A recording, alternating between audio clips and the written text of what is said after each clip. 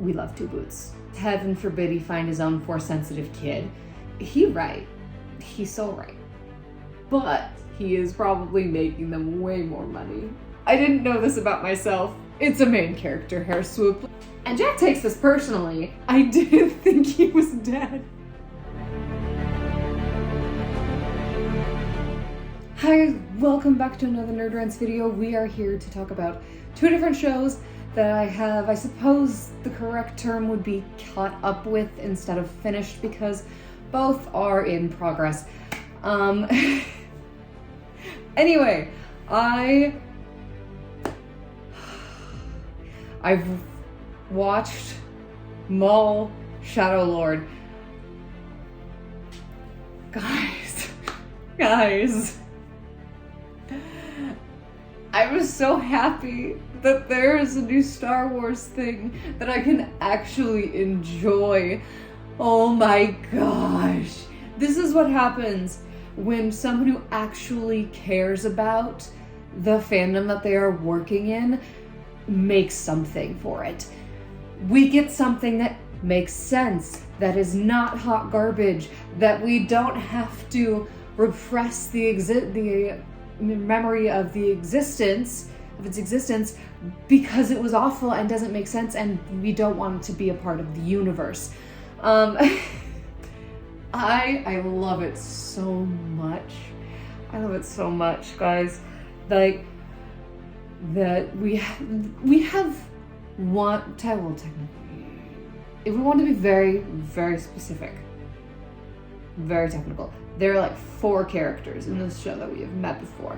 One of them being Maul, 2 of them being Inquisitors, and one of them at the very end, spoiler alert, being Vader.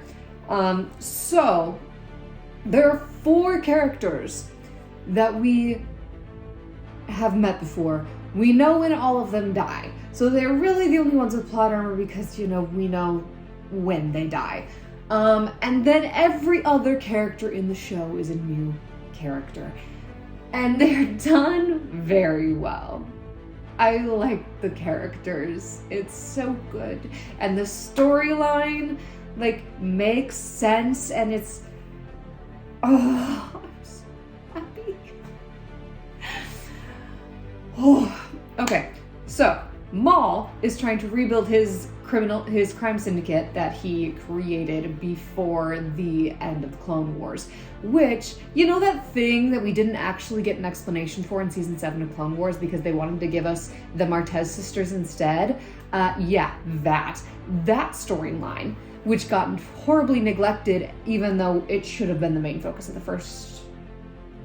second 4 episodes, whatever arc that was, those 4 episodes of season 7, and wasn't. So we have Maul trying to rebuild that syndicate now that he has escaped death during Order 66 and is now able to do that. So he's rebuilding his syndicate that has broken up and kind of betrayed him.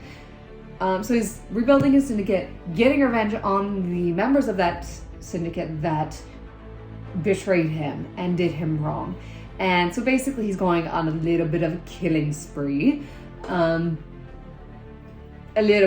Just a little bit of a killing spree, while rebuilding his criminal empire, and at the same time looking for someone to take on as his apprentice and give him the ability to combat, but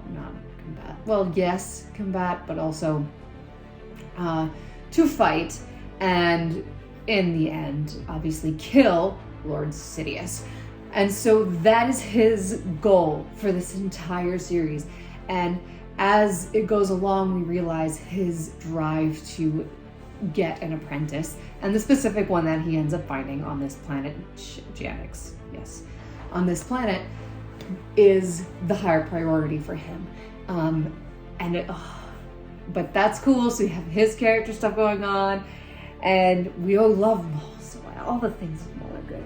And then we have a police captain who discovers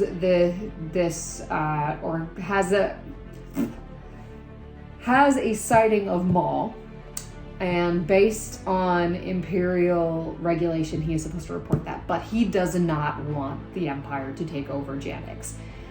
So he delays telling the Empire in the hopes that he can get it under control and take care of Maul himself. And his partner, who is the fun droid character, because there's always a droid sidekick character. We love Two Boots. He's great. So Two Boots is a droid with programming. And one of those programming things is to, one, follow the captain's orders, but also to follow protocol. And so he has this fun duality going on, and eventually we have this climax where he does go to the Empire, and the Empire arrives, and that's how we get Inquisitors and Vader and all of that. But seeing him do this, and then as things escalate, realizing, oh, this may not have been the right decision to make, and protocol was not actually acting in the best interest of the people that I am also programmed to protect. So that, we love Two Boots' little arc there. And then we have Devin and her master, who are a Jedi and Padawan in hiding. And just trying to stay under the radar, not trying to be discovered, because then they're basically dead, because they're an even higher priority than Maul. So Maul, obviously, in his way, tries to turn Devin into his apprentice, because heaven forbid he find his own Force-sensitive kid. He needs to try and steal the Force-sensitive Padawans of other Jedi. So previous attempts, Ahsoka, and I suppose technically future attempts, Ezra. Like, literally every single person he tries to take as an apprentice, besides his brother in Clone Wars, is the Padawan of another Jedi. So, in true Maul nature, he tries to convert Devin to become his apprentice. I love that he spends the entire season doing this. I love that he spends the entire season doing this. And the subtle manipulations and him trying to become this sympathetic person in her eyes and really play to the Jedi values that she has and try to convince her we aren't that different. We are fighting the same battle. We'll be stronger together. And like, why hiding is a waste of your power. You are meant to protect people. And how he makes it make so much sense. Like, to some degree, he's right. He's so right. But at the same time, we know why he's doing it, and we know the result of, like, the path he takes. So it's really cool to see how he manipulates Devin and tries to get her to his side, and how it starts subtly working about mid-season. It's so cool. I love the manipulation side of things in that. Devin is probably not really the strongest character of the ones that are introduced, I think, in my opinion. She is not a bad character, but probably one of the weaker ones in the cast. I think there's just so much more depth and to some degree development to the other characters like Two Boots and Captain Lawson, and there's not really development with her master, but there's you just feel so much more depth. It's probably in how the guy performs his lines and stuff, but so much, it feels like there's so much more depth. Even the members of Maul's gang, like the two Dathomir brothers, and how they interact. Like, they're very much side characters, but for side characters, they have a lot of depth, and the interactions between each other, and when they inevitably die because they don't exist in they have to go somewhere, so why not be in this moment? It's just so cool to see how they go out and how loyal they are to Maul and to each other, and the despair of the second one when the first one goes out. It's so good. And we had the Mandalorians who aren't as loyal because they're mercenaries and they're acting under Rook, who is fiercely loyal to Maul, but the rest of them have a price. And how the little just background conversations or the side things that happen with them, and there's depth to that. And there is some, like, I'm not saying she has no depth, because she does have, Devin has depth. And I think it's kind of cool to see her struggling with this idea that Maul makes sense, but I also know what he is. And figuring out how to, come to terms with both of those things in her head, and still being a child and having that, rashness and recklessness that comes with that, and the temptation to power because she is younger, but also seeing her fierce loyalty to the Jedi values and how tightly she holds on to those, even when Maul is making sense and when he's starting to kind of influence her decisions a little bit. She's still doing it so fully within the values and within the values and the motives of the Jedi Order. And it's cool to see how fiercely loyal she is to that until the very end. The last scene. In the aftermath of the final battle of the series is when she finally lets go of that and lets her anger take over. But up until that point, she's doing so well and hanging on so tightly to the traditions and the beliefs of the Jedi. And that's so cool. I love that they did it that way, as opposed to kind of how Ezra goes, where they meet Maul and Maul starts talking to him, and then, similar in Skater, I guess, but within one meeting and interaction with Maul, Ezra turns to the dark side. I know the situations are very different, and he was not trained from basically infancy, and he's being trained by a Jedi who is not fully trained.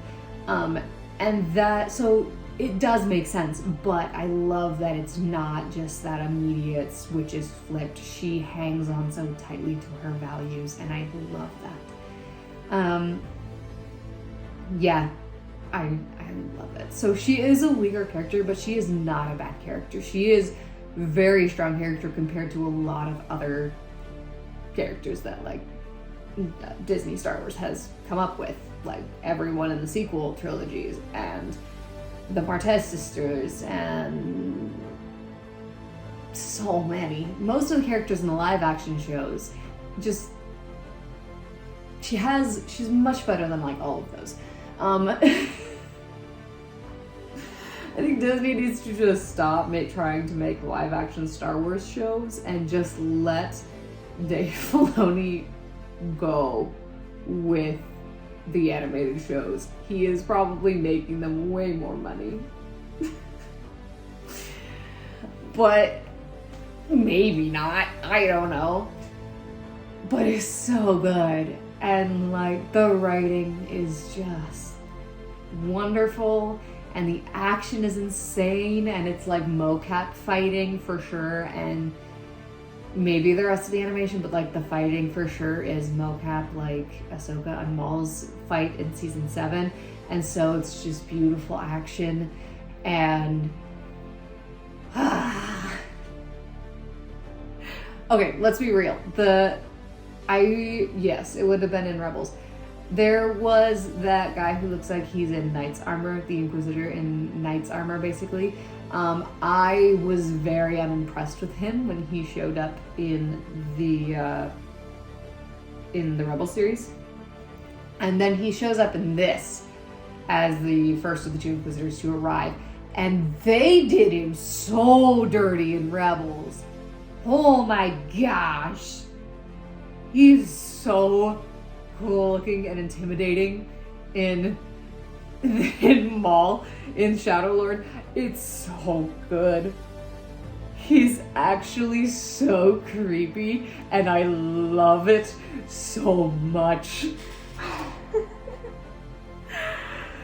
Part of it is probably they gave him like a cool cape for when he's just like wandering around and wants to look intimidating. He has a cape. Wonderful decision. The animation is so much better than Rebels. Like, I've seen worse animation than Rebels, but Rebels is not great. So they gave him a cape. It's better animation. He has dialogue, and they had a wonderful voice actor for him. Oh, it's so good. And then the guy, it's totally, I forget if it's season 7 of it. Like, it's not season 7 of Clone Wars. It's Tales of the Jedi with the Ahsoka arc, and she's in the field, and an Inquisitor shows up, and the Inquisitor guy shows up with the creepy bird-looking mask, and she kills him, like, super easily. He's also done a little bit dirty. He also shows up and just... They took 2 Inquisitors that didn't have a lot of screen time and were just done so dirty in different series, and they made them thoroughly intimidating and thoroughly cool. And I love both of them. And then we get Vader, who does not speak the entire time, but is just so intimidating because it's Vader, and showing the power difference between Vader and literally everyone else. Like, they are beating against him two-handed, double-bladed lightsabers, 2 or 3 of them at the same time, and he is beating down on them so hard, one-handed. It's insane. And I love it. Fights were so good in this. And then, as inevitably happens when you have a cast full of characters with no plot armor, people die in the finale. So, Captain Lawson dies, leaving his son, who sometimes he's not annoying, but like, he was introduced and I almost felt like he was going to be an annoying character. He was not. He was not. He was kind of the damsel in distress character. He was the only one with no combat skills, and so he was kind of just getting protected all the time, and so that was at some points used to get like Devin into trouble, and then have to be rescued by Maul, and therefore serving Maul's purpose to get his hooks into her. But he ends up being a pretty good character. He picks up a gun at one point. I love that he puts it on stun and refuses to kill people. I love that little detail, because he's a kid. And so I love this detail of him being afraid to shoot actual blaster bullets, and so then chooses to stun them instead. I love that. It'll be interesting to see if and when season 2 shows up, because we need one, to see how that develops now that his dad is dead. Now that his dad has sacrificed himself to get him and 2 Boots out of the battlefield. I would love to see if that shifts and he becomes more merciless and his innocence then is lost, and so we get to see him going from stunning people who are actively shooting at him and trying to kill him, and he still will not defend himself to the point of killing another person, and see how that changes, and see if he becomes someone who strikes first. That would be interesting to see how his father's death and the circumstances surrounding it influence who he becomes. And then, obviously, Devin's master dies at the hands of Vader, and to some extent, Maul. So Maul has been he has been playing the ally this whole time. He's been doing a good job of it. Like, it is we kind of see Devin's master, he's being cautious, but he lets his guard down a little bit and seems to some degree, however minimal, to trust Maul. enough to send Devin off so he can, and they fight together. Like, he doesn't want Devin in the same room as Maul because he kind of understands what Maul is trying to do, but he trusts him enough to fight alongside him. And when it comes down to it, and one of the Inquisitors is down, Maul and Daki, Master Daki, are fighting Vader. They sent Devin off to protect Lawson and the others, but she is found by the other Inquisitor. And so they see Devin is fighting him and fighting the Inquisitor. So they're trying to get back to her, both of them, for different reasons. Well, the same reason, but not for the same person. And so they're getting beat up by Vader. And Maul, then, seeing an opportunity, pushes Daki further into the fight with Vader so that he can retreat, which, by kind of throwing off his footing and throwing him into that to some degree unexpectedly, Daki is now outmatched. Like, they were outmatched when they were together, but now he is thoroughly outmatched. And so he dies just in time for Devin to see it. She senses him get stabbed through the heart, and she gets to the edge of this ruinous temple in time to see him fall to the ground, dead. Which, as you might expect, losing the only person in her life that she has left, because, you know, everyone else that she's around right now is an enemy or an acquaintance, and perhaps a little bit of a nuisance. Would not consider them friends, acquaintances at best. And so the only person left in her life that she really cares about is dead, and she just had to watch it. Naturally, she's pissed, and she allows that to take over, and she almost gets herself killed fighting this Inquisitor who has more skill than her, but manages to escape with Maul's help. He brings down the entire temple to help them escape, and they get to the Crimson Dawn's ship to escape. And she's sitting there, and we see them both sitting there mourning the loss of their father figures.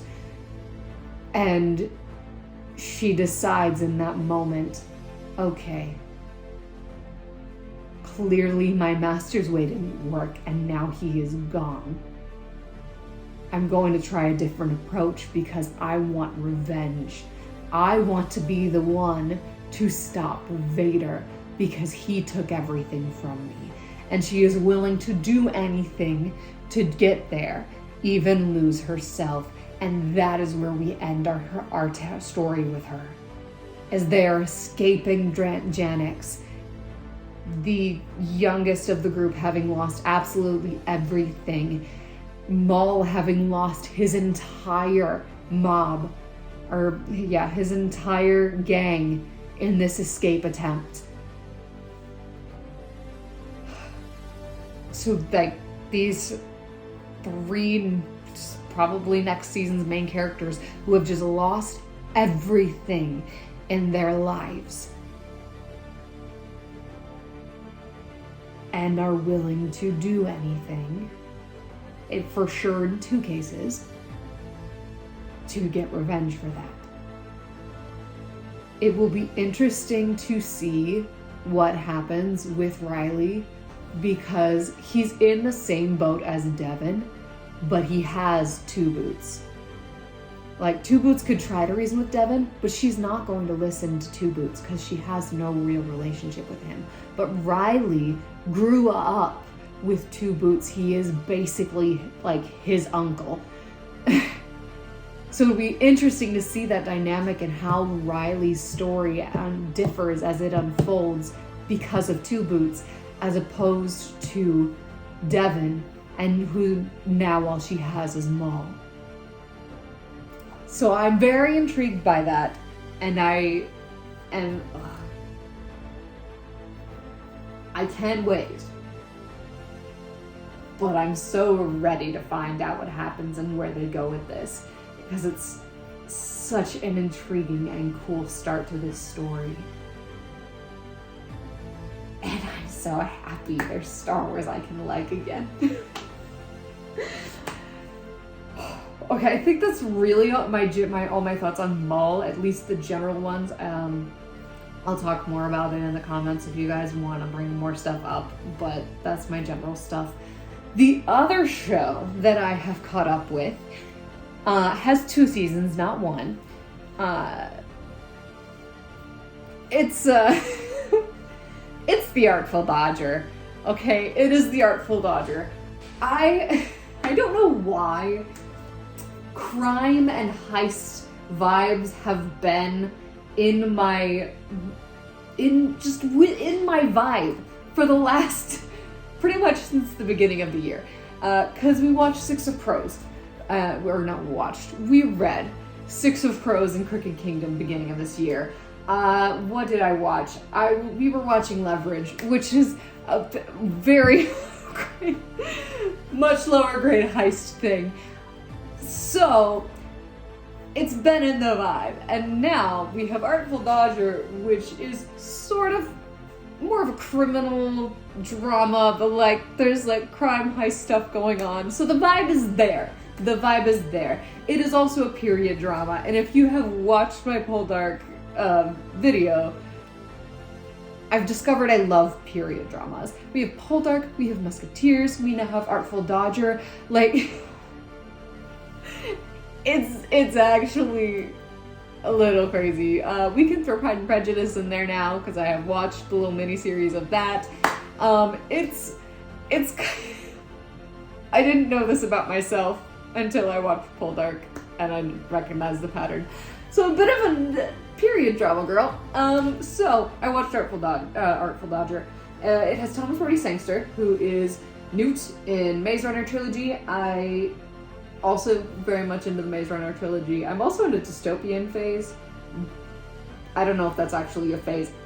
I've gotten more into dystopias. So we have Thomas Brody Sangster with a very dramatic hair swoop. I noticed, but I was watching the finale and I really noticed his hair. He has like a 3-inch tall hair swoop. It's actually insane. It's actually ridiculous.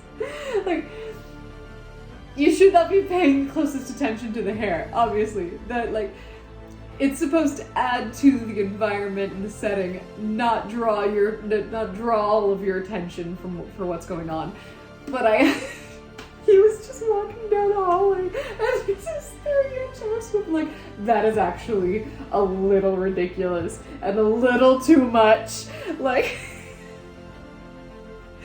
just far enough above what you would think is maybe normal for a hair swoop. Enough to... It's like, it's a main character hair swoop. Let's be real. It is a main character hair swoop. So, Thomas Brody Sangster with his ridiculous hair swoop. We have something Thulis, the guy who plays Remus in the Harry Potter movies, is playing criminal father figure to Thomas's character, Jack.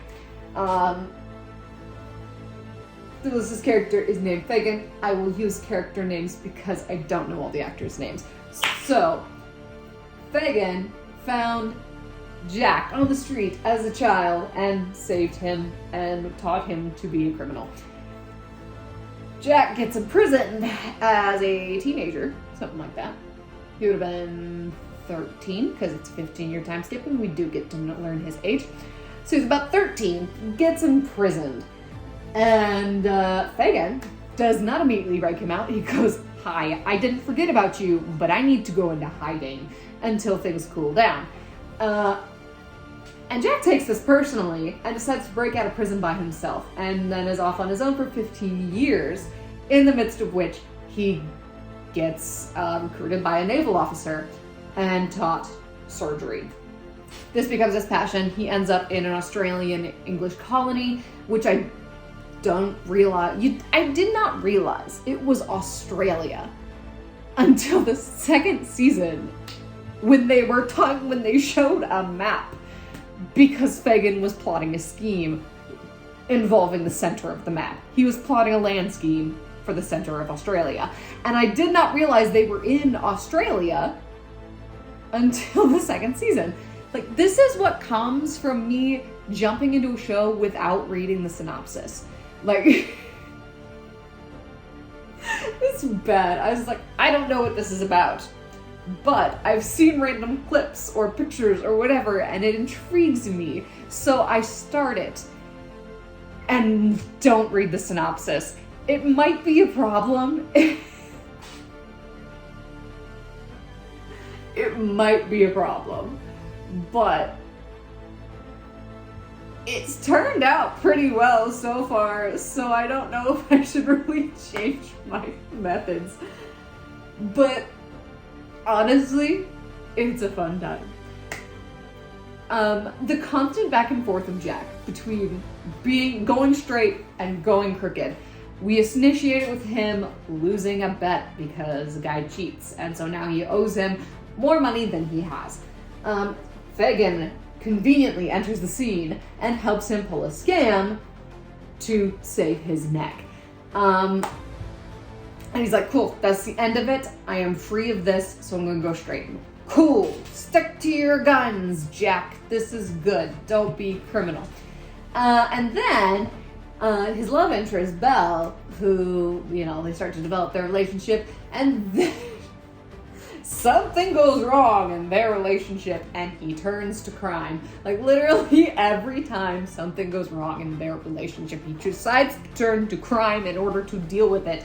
But I'm also sitting there going, you have been dedicated to this life for like 15 years. You're so determined, and you let a girl... It's a little annoying. I mean, his heart's broken, but he's so flip-floppy that I can't. Anyway.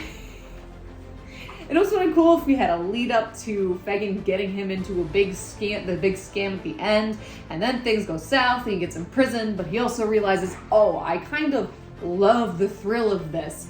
And yeah. Things happen, and then season 2, he's more into criminal things. It kind of reverses, which actually, that's fine. It works out that way.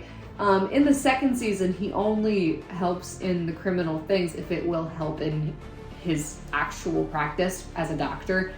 So he tries to help Fagin steal some platinum so that he can build a cauterizing device for like tiny things. Speaking of building things, Tim is the best side character ever. I don't even know why, but I love Tim so much. I love Tim so much. He's like the most reliable and wholesome side character. And he's the only side character who is not a criminal. He's amazing. He does have a child with a criminal, but we don't worry about that. I just realized Red disappeared in the second season. Where did Red go? Where's Tim's lover and his child? What happened? We don't get an explanation for that. I assume they're just off in hiding, and she's decided to retire, whether it's because she pulled a big enough job that she doesn't need any more money, which seems unlikely, or some other reason. I know that the meta reason is they probably couldn't get the actress back for some reason or another, but I want to know where Red the character went. Because she was fun mercenary girl lady, and they replaced her with Roddy, who love Roddy. She's great, and she is MVP of the finale when Fagin's getting chased for his head. But like, she's not Red. Love Red. She was great. And just Tim. Just Tim. Like, Jack, in the beginning of season 1, is going to lose his hand if he doesn't pay back this debt. We have Fagin trying to criminally get money in order to pay back this debt. And we have Tim, who's just like, no, I'm going to try and build you a prosthetic hand that still allows you to do surgery. He's just the best, and we love Tim. And that's really all I have to say about Tim, is all of the wonderful inventions that happen that give proof that something is causing a disease so that they don't use the wrong cure and hurt a patient, or discovering the cure for cholera in the second season finale, and literally all of the amazing useful things that aren't like head knowledge, all of the medical advances that are not head knowledge besides Belle's surgery come from Tim. He's literally the best, and we love him. One of my other favorite side character things, Fanny's not exactly a side character, but she's basically a side character. She's a secondary character, I suppose, more than a side character. But Fanny, Belle's sister, younger daughter of the governor, she is a lovesick girl in the first season and is throwing herself at basically everyone. Not going well. Second season, she gets a cute little love interest. We're just like, oh, maybe this will go somewhere. No, she straight up murders him with a potter's wheel. By accident, but still, like, he's got long hair. They're being strangely intimate while making a pot. No, that's a weird way of saying it. They're just making a pot together. And so, they're touching hands and they're alone in a room and they've had this kind of background love story going on. And so he leans in for a kiss. Got long hair, gets caught in the potter's wheel, snaps his neck. I did not think he was actually dead until they literally hauled his body out of the mansion. I didn't think he was dead. Like, he's just boom, like, is he knocked out because he hit the potter's wheel that hard? And then Fagin shows up and starts blackmailing her for killing someone and gets her to forge documents for the land scheme in order for him to get the body out and hide it. And it's not until Pootie and Flash, the other gang members basically, are hauling him out of the mansion that I go, is he actually dead? They actually killed him? And then the next episode, Fanny starts accepting, like, Fagin starts calling her criminal mastermind because she's good at forging documents. And then she starts leaning into that and embracing that in literally the next episode. And I was like, no, they're turning Fanny into a criminal mastermind. And they did! And I love it so much. They literally turned her into a criminal mastermind. And I absolutely love it. It's amazing. It is like the best twist in the entire show. It's so good. The fact that Fagin can just be like, you're good at this. You murdered a guy and forged government documents like flawlessly in one night. You're quite the criminal mastermind. She goes, oh, I guess I am. Embraces that and goes, he acknowledged something I'm good at. And so now I'm going to lean full bore into that, and is actually amazing at crime, and it's so good. I love it so much. I love it so much. Fagin can literally never catch a break and will never have a successful scam. He gets this close, and then something happens, and it fails. But I love Fanny as a criminal. It's literally the best. It's literally the best. Fanny is the superior sister in my opinion. Bella's not a bad character, but Fanny is superior, specifically in season 2. Oh, it's so good. I think I may have enjoyed season 2 more than season 1. because season 1 was basically romantic tension between Belle and Jack, and because like even the main thing that was going on was her aortic aneurysm, and so the finale, and so the big tension is getting to the point where Jack, performs surgery on her aneurysm and manages to save her. That is the big problem, basically, of season 1. And so it's very focused on Jack and Belle. And yeah, as like together more so than individually. And so, as someone who is not a huge romance-centered story person, not as intriguing. But Jack leaning more hard into going straight and not being into criminal stuff, but also is an indentured servant. Essentially, he's a convict servant to Fagin. And so he's not really involved in the crime, but like Fagin trying to get him free by buying I forget, a council or whatever, someone who can free Jack. And that's his entire goal. Oh, Fagin. He's such a selfish father figure, but at the same time cares so much for Jack, and I love it. The complexity of his character is so great. So anyway, Fagin's literally running every scheme. Like, he lands on the land scheme, and that's the biggest one. But he lands like 3 different cons in order to get the money to get Jack free, and that's all he's doing the entire time. So that little twist going on, where he's leaning into this and he's figuring that, and Jack leaning hard into being a doctor, and we have Fanny becoming a criminal mastermind. We have Inspector Boxer shows up. He's a fun, complex character. I really enjoy him. We get Sneed being the head surgeon, literally drowning because he, Prof, and Jack are the only surgeons.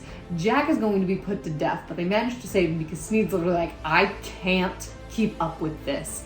And we have Prof, who, poor Prof, is drunk for so long that he finally gets sober and has no idea what's going on in that world anymore.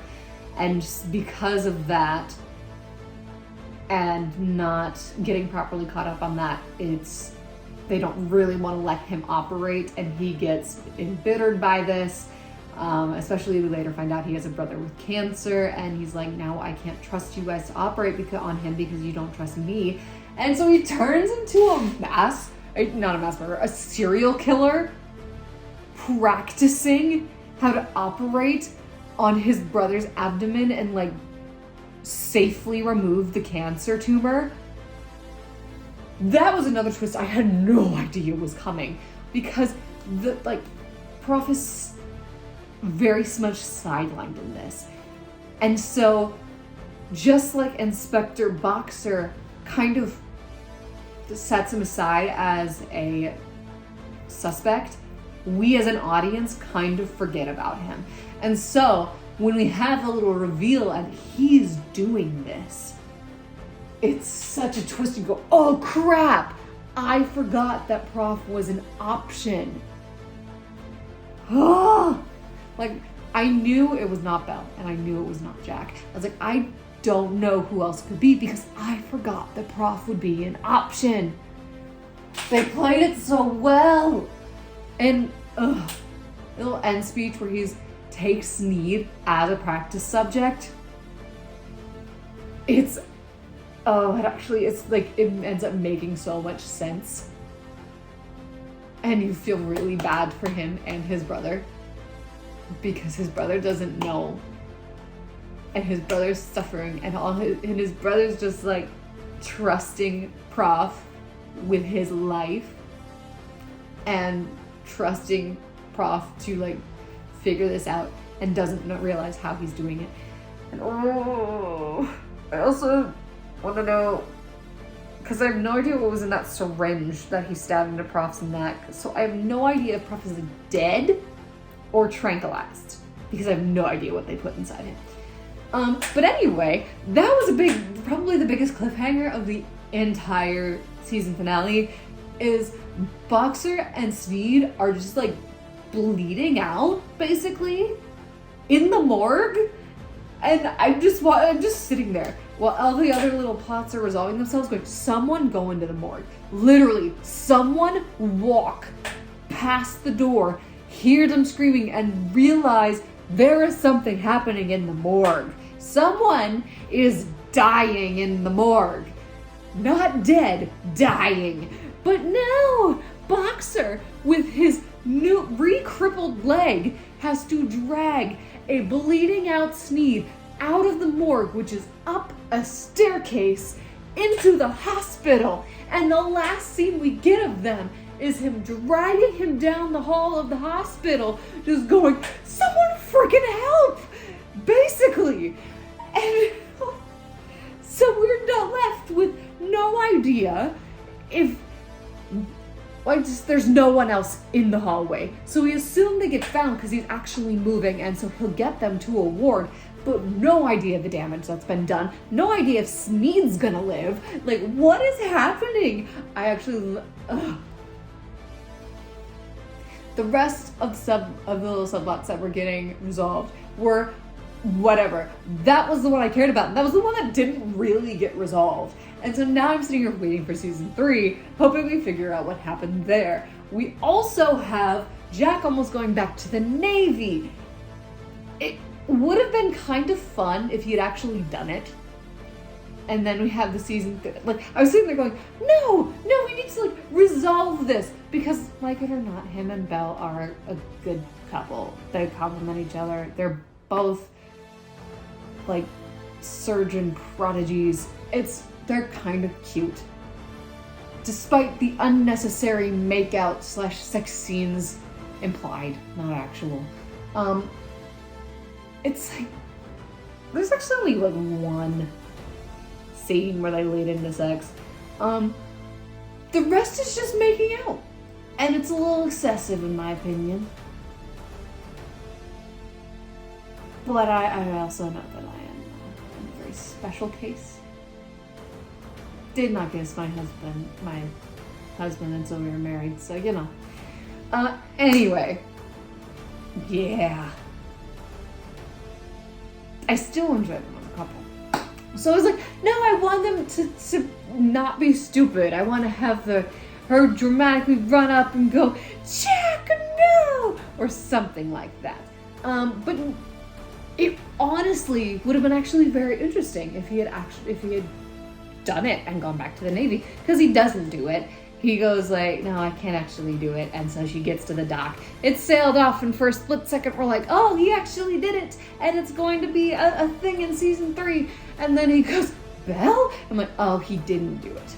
And I was like, you had the rising anticipation. I was like, no, don't do it. And then we find out he didn't actually do it, and there's that slight disappointment of oh wait, I kind of did want him to do it, because that would add cool tension and drama and whatever to the next season. So that was a little sad. We do end with Fagin buried live, because he had to fake his death in order to get the East India Trading Company off of his back, because they found out that the scam they found out about the scam he pulled on them.